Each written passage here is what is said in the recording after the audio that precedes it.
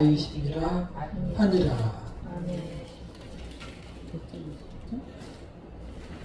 이 말씀을 하신 분이 누구예요?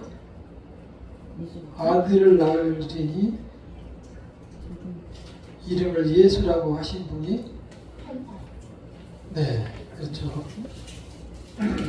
하나님이 보내신 천사가 마리아에게 이렇게 얘기를 했어요.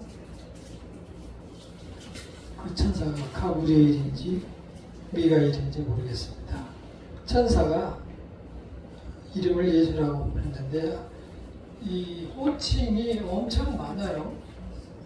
하나님에 대한 호칭이 굉장히 많고 하나님에 대한 호칭이 여호와 하나님이라는 뜻은 신이라는 뜻이고 하나님의 이름은 여호와예요.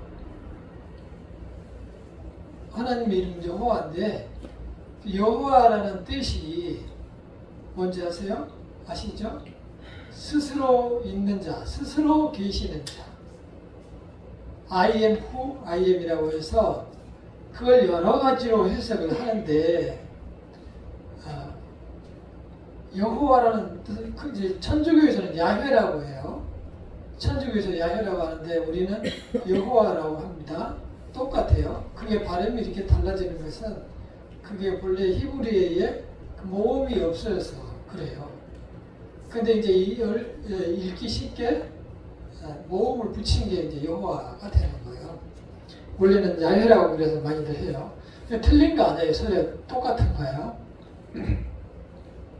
근데 이제 그게 하나님의 이름인데 뜻이 보면은 I am who I am. 그래서 스스로 있는 자라는 것은 많은 의미를 갖습니다. 우리는 스스로 있지 않아요. 왜냐? 부모님이 나를 낳잖아요. 부모님이 나를 낳기 때문에 내 육신이 피가 부모님의 유전자를 가지고 우리가 태어나요. 그래서 그 홀로 있지 않아요. 우리는. 근데 하나님은 스스로 계시고, 자, 스스로 계신다 또 한 가지는, 자, 사람이 있으면 또한 먹고 마시고 또 배설하고 해야 되잖아요. 그 혼자 스스로 계시기 때문에 그러한 것들을 할 일이 없는 거예요. 왜냐, 도움이 전혀 필요하지가 않기 때문에 먹을 일도, 먹으려면 밖에 음식이 있든지 뭐가 있든지 먹어야 되잖아요. 먹는 일도 없는 거죠. 그러니까 쌀 일도 없는 거죠.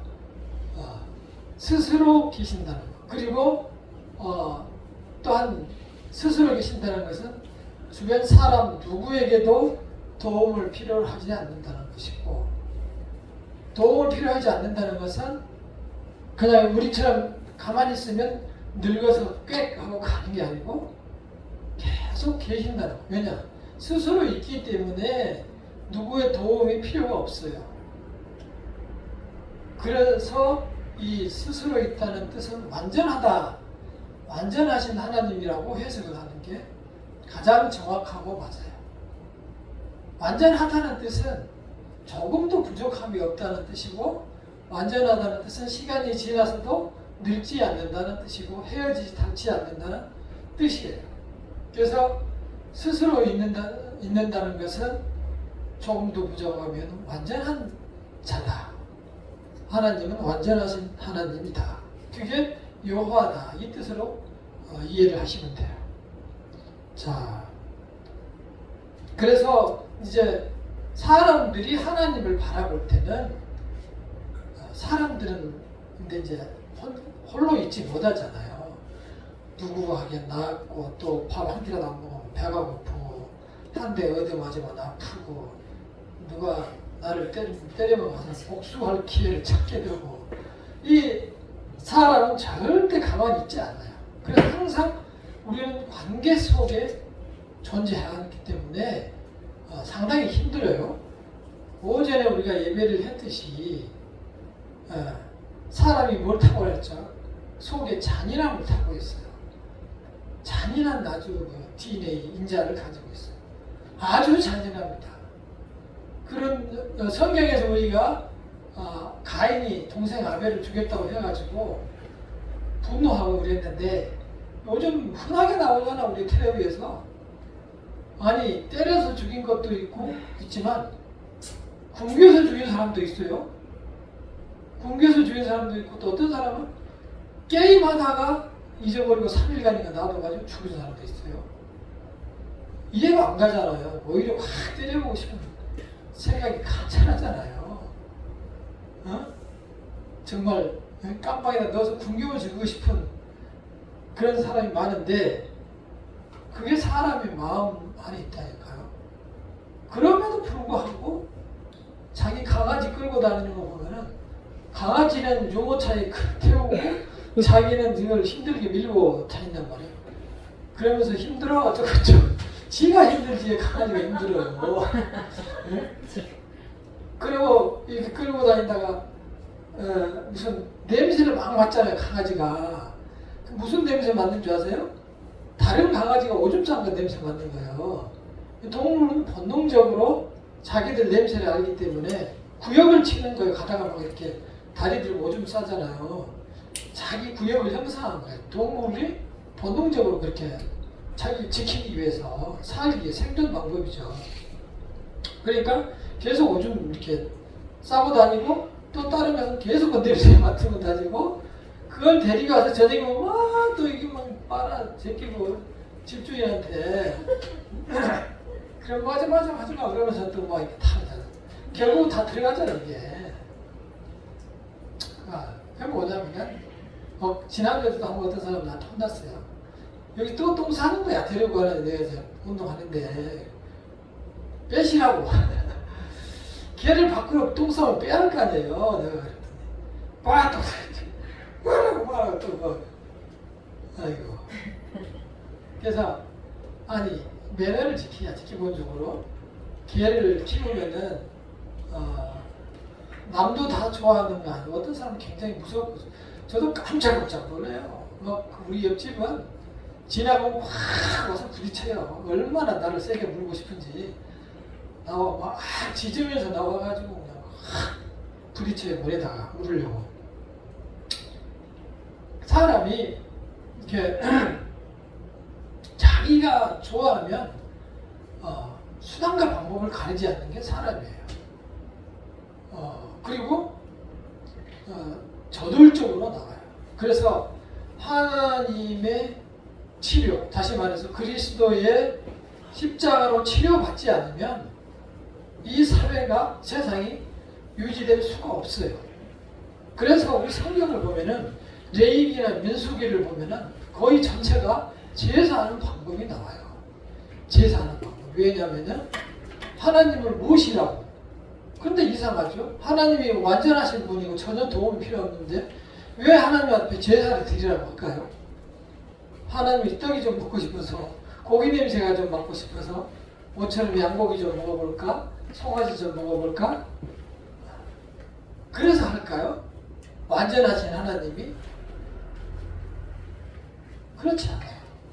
왜냐하면 그 짐승을 잡을 때 먼저 짐승 위에 안수를 해요. 그 사람이 가지고 온 사람. 자기의 죄를 데리고 온 사람의 주인의 죄를 이 염소와 양에게 먼저 전가시키고 보내는 거예요. 그리고 자기 손으로 그 염소 양을 잡아요. 그럼 얼마나 힘들겠어요. 제가 키우던 양인데 막 피가 낭자하고 안 죽으려고 그러는데 그럼에도 불구하고 그걸 계속 해야 되는 것은 사람이 계속 죄를 지는 거야. 그러면서도 그걸 보면서 회개를 해야 되는데 계속 죄를 짓는 거예요. 그래서 사람에 대한 치료 방법으로 구약에서는 제사를 알려준 거예요. 그 구약이 끝날 때까지 제사가 있어요. 그렇죠. 제사. 그게 하나님이 고기를 먹고 싶어서 그런 것이 아니고 사람의 죄를 없이 해서 살만한 세상을 만들기 위해서 그러는 거예요. 그래서 성경의 주된 내용은 3분의 1 가량은 사람을 깨끗하게 성결하게 하는 데 목적이 있어요. 왜 성결하게 할까요? 온전하신 하나님이 하나님 내가 거룩하니 너희도 거룩하라. 그래서 우리로 하여금 깨끗하게 해야만 하나님 곁으로 갈 수 있잖아요. 깨끗하신 하나님 옆으로 가려면 우리도 깨끗해. 우리가 죄가 있는 똥이 묻은 상태로 하나님 곁에 갈 수가 없어요. 그래서 우리를 깨끗하게 하기 위해서 제사 예식을 가르쳐 주는 거예요. 그리고 그런 죄를 멀리하고 죄를 단절하라고 하는 것은 깨끗해야만 하나님이 나에게 역사하기 때문에 그런 거예요. 호칭과 관련해서는 우리 이제 10계명의 제3계명이 뭐예요? 10계명의 제3계명 시작. 너는 내 하나님 여호와의 이름을 망령되게 부르지 말라. 여호와는 그의 이름을 망령되게 부르는 자를 죄 없다 하지 아니하리라. 10계명 제 3번째에 나와 있어요. 성경 찬송가 맨 뒤에 나와 있기도 한데 다시 한번 읽어볼래요. 시작. 너는 내 하나님 여호와의 이름을 망령되게 부르지 말라. 여호와는 그의 이름을 망령되게 부르는 자를 죄 없다 하지 않아. 죄 있다는 말이죠. 여기에도 그게 나온 이유는 우리가 하나님을 너무 쉽게 하는 거예요.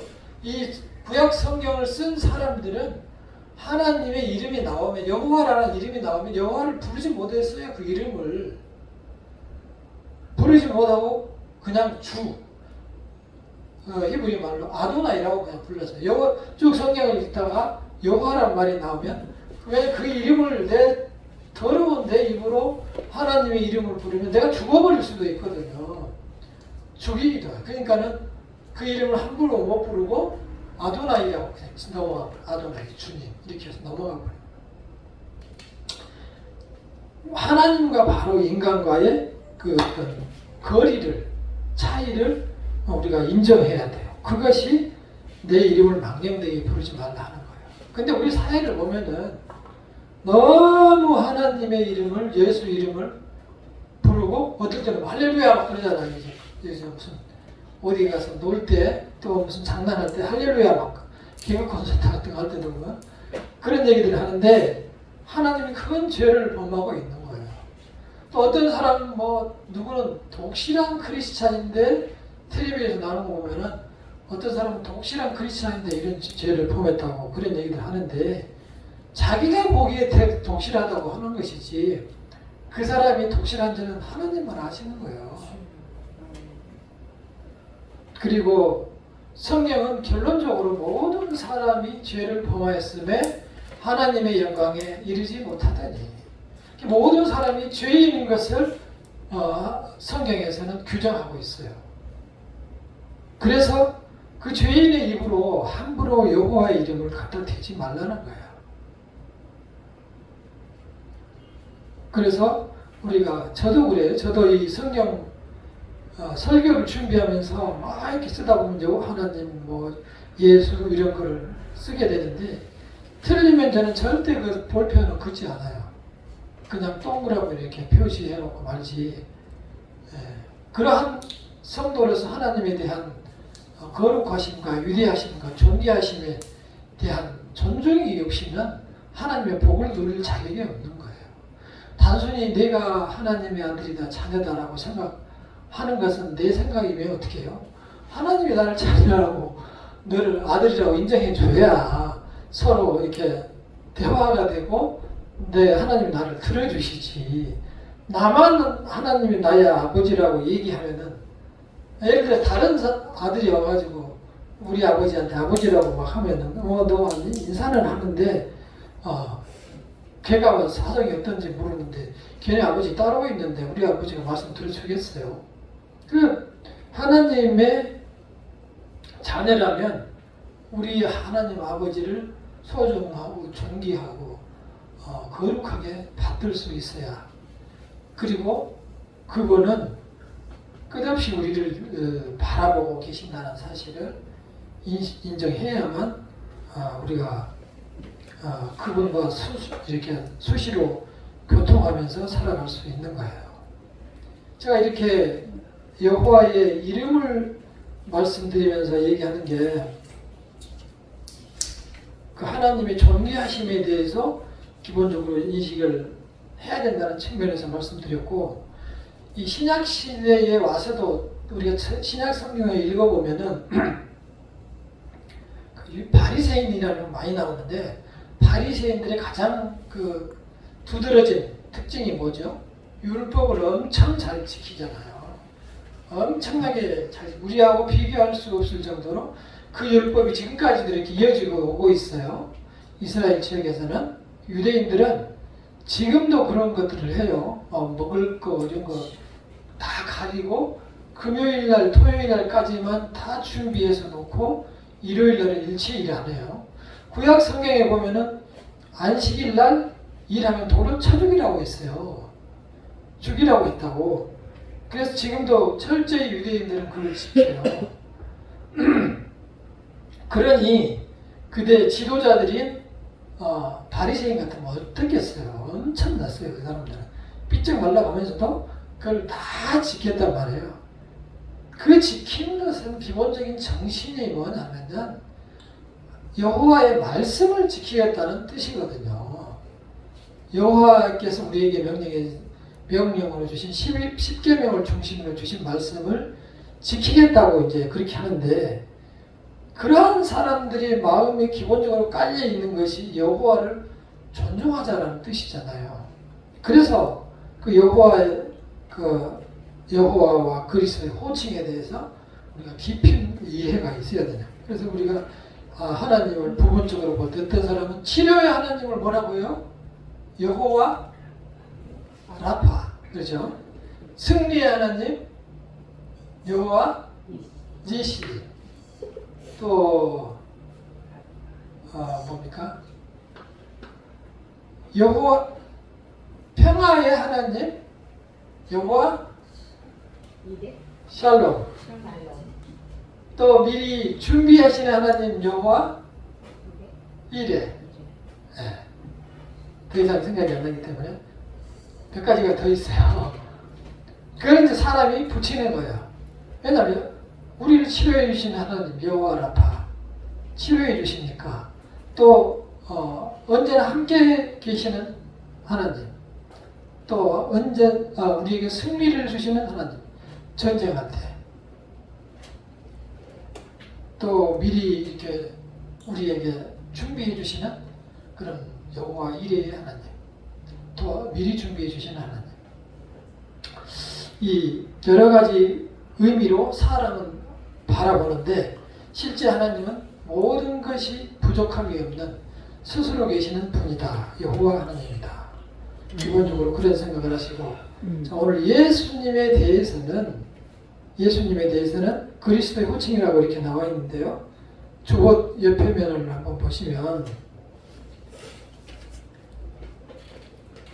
우리 이제 기독교 교리 중에서 가장 어려운 것이, 이해가 어려운 것이 여호와 하나님과 그리스도 예수와 또 성령님이죠. 그 세 신이 한 분이라는 소위 삼위일체 교리가 가장 어렵다는 거예요. 인간의 인지로서 전체적인 완전한 이해가 어려워요. 왜 어렵냐면요, 인간의 지식과 이 지혜의 한계는 이 육신을 가지고 있기 때문에, 육신을 가지고 있다는 얘기는 어렸을 때가 있었고, 우리가 응애 하는 어렸을 때가 있었고, 청년의 때가 있었고, 지금 어른인 때가 있었는데, 그런 시간적인 한계를 우리는 가지고 있다는 거예요. 인간은. 그래서 어렸을 때의 생각과 청년기의 생각과 늙어서의 생각이 같은 것을 보고도 달라요. 인생을 보고도 처음에는 대통령이 되겠다고 했다가, 청년 때는 어떻게 취업이라도 좀 잘 됐으면 좋겠다 했다가, 늙어서는 뭡니까? 국민연금이나 많이 나왔으면 좋겠다 이러면서 이제 살아간단 말이에요. 세상을 바라보는 눈이 그렇게 달라져요. 마지막 순간에는 다 필요 없고 건강만 있으면 좋겠다. 그렇게 시간의 지배를 받고 있는 우리는 삼위일체를 이해하는 것이 굉장히 많아요. 그래서 이 삼위일체를 이해하는데도 맨 위에 이렇게 삼각형이 있는데 맨 위에 하나님, 요 밑에 예수님, 이 밑에 옆에 성령님, 이렇게 이해를 하는데 원래는 그렇지 않아요. 원래는 한 분인 거예요. 그래서 그 이야기는 요한복음에 요한복음 이제 1장에 보면은 그렇게 나와 있어요. 요한복음 1장 1절에 보면은 태초에 말씀이 계시니라. 이 말씀이 하나님과 함께 계셨으니 이 말씀은 곧 하나님이시니라. 이 말씀이 지금 예수님을 말씀하고 있거든요. 근데 이 말씀이 하나님과 함께 하셨으니 이 예수님은 곧 하나님이시니라. 그리고 그 2절에서도 보면 그가 태초에 하나님과 함께 계셨고, 그러니까 예수님이 태초에 하나님과 함께 계셨고, 만물이 그로 말미암아 지은 바 되었으니, 만물이 예수로 말미암아 지은 바 되었으니, 지은 것이 하나도 그가 없이는 된 것이 없느니라. 지은 것이 하나도 예수님이 없이 된 것이 없느니라. 그러니까 삼위일체로 하나님과 예수님과 성령님이 처음부터 같이 계셨던 거예요. 자, 창세기 1장 제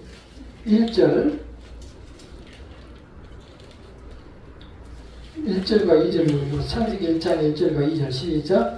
태초에 하나님이 천지를 창조하시니라. 땅이 혼돈하고 공허하며 흑암이 깊음 위에 있고 하나님의 영은 수면 위에 운행하시니라. 하나님의 영이 나오죠. 하나님의 성령님이 수면 위에 운행하시니라. 아까 태초에 하나님이 천지를 여기서 창조했다고 했는데 요한복음에서는 그가 예수님이 천지를 창조했고 예수님이 그때부터 계셨다고 이야기를 하고 있어요. 그래서 이 삼위일체라는 교리는 성경에서 뽑아낸 거예요. 교리가 먼저 있었던 것이 아니고 성경을 가만히 읽어보니 하나님과 예수님과 성령님이 처음부터 같이 계셨고 같은 분이구나 라는 것을 알게 됐어요. 그래서 거기서 뽑아낸 교리가 삼위일체 교리예요. 자, 그래서 우리가 어디서든지 예수님이 나오는 곳에는 하나님이 나오시는 곳에는 예수님이라고 읽어도 틀리지 않아요. 자, 오늘 예수 그리스도의 호칭에 대해서 다시 한번 이제 보도록 하겠습니다. 예수라는 뜻은 그 히브리어로 여호수아라는 그 우리 선지자 있잖아요. 여호수아 선지자도 같은 뜻이에요. 그리고 이 여호수아나 예수아의 헬라어가 바로 예수라는 뜻이고 구원하다. 우리의 주 되신 그리스도. 아까 우리가 마태복음 1장 21절에 읽으셨죠. 하나님이 우리와 함께 계시다. 그 뜻이 바로 예수라는 뜻입니다. 그리고 이제 이 본래의 뜻 안에 있는 그 뜻을 보면은 그리스도 안에 있는 뜻을 보면 이것은 기름을 부은 받은 자다. 또 성령을 기름 부은 자라고 하기도 해요. 성령을 기름 부은 받은 자다. 그리고 이것을 구약 시대에는 메시아라고 했는데 신약 시대에 와서는 이제 그리스도는 소위 말해서 구약 시대에서 그렇게 바라고 기대했던 왕 구원자가 오신다고 했는데 그분이 신약 시대에서는 그리스도로 오셨다라는 뜻입니다. 그래서 예수 그리스도는 선지자, 제사장, 왕 이 세 직위에 대해서 옛날에는 기름을 부었는데 이 세 가지 직분 선지자, 제사장, 왕 이 세 직분에 대해서 인간들이 이제 따로 직위를 줄 때 기름을 부었어요. 따로 기름을 감람유를 이렇게 부었는데 실제 이 선지자로서 제사장으로서 왕으로서 이 세 가지의 직분을 다 하신 분이 예수님 딱 한 분이에요. 예수님은 그러니까 하나님의 말씀을 백성들, 사람들에게 전해주는 그 선지자의 역할, 또 제사장은 뭐였죠? 이 죄를 없이 하는, 사람들의 죄를 없이 하는 제사를 드리는 그 제사에 있어서 제일 높은 직위에 있는 사람이 제사장이었는데, 그 제사장을 예수님이 하셨다는 뜻은 예수님이 제사를 드렸다는 뜻이 아니고, 예수님께서 십자가를 지심으로 모든 제사가 다 없어졌어요. 제사 끝. 그래서 마지막으로 예수님이 제사장이 된 거예요.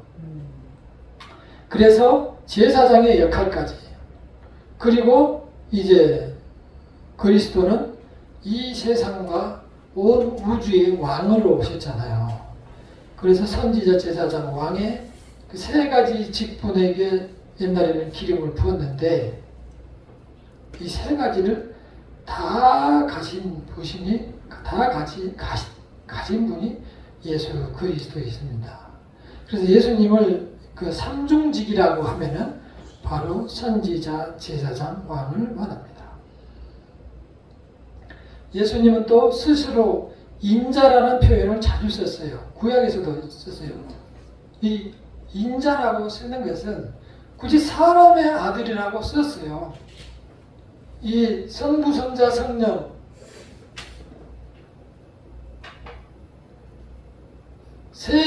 그 삼위 하나님 중에 인자라고 하시는 분은 딱 예수님 한 분뿐인데, 왜 굳이 인자라는 표현을 자주 해주시냐면은, 예수님만이 하나님과 우리 인간 사이에 중보자가 되셔서 우리를 살리셔서 하나님에게로 나아갈 수 있는 그 자리를 만들어 주신 분이, 소위 인간으로 오셔가지고 인간의 모습으로 하나님께 나아갈 수 있는 길을 만들어 줬기 때문에 인자라는 친근한 표현을 쓴 거예요. 인자가, 우리도 사실 인자잖아요. 다 우리도 다 인자라고 하는데, 예수님께서 굳이 자신을 인자라고 한 것은 인간의 그 몸으로 오셨기 때문에, 다시 말해서 우리처럼 슬픔과 고통과 아픔과 배고픔과 기쁨, 이런 것을 다 아시고 십자가에 질 때는 또 그런 고통을 스스로 다 겪으셨어요. 그래서 자기 자신이 우리랑 가장 가까이 있는 모습을 보여주기 위해서 인자라는 표현을 썼어요. 자, 네 번째는 하나님의 아들이라는 써놓고 가시라는 표현도 성경에는 자주 등장합니다. 왜 그러냐면, 본래 하나님이시지만 오실 때 아들로, 사람으로 이렇게 오셨잖아요. 어린 아이로 태어났잖아요. 그러니까 본인이 실제로 사람처럼 이러한 모습으로 오셨어요. 그러니까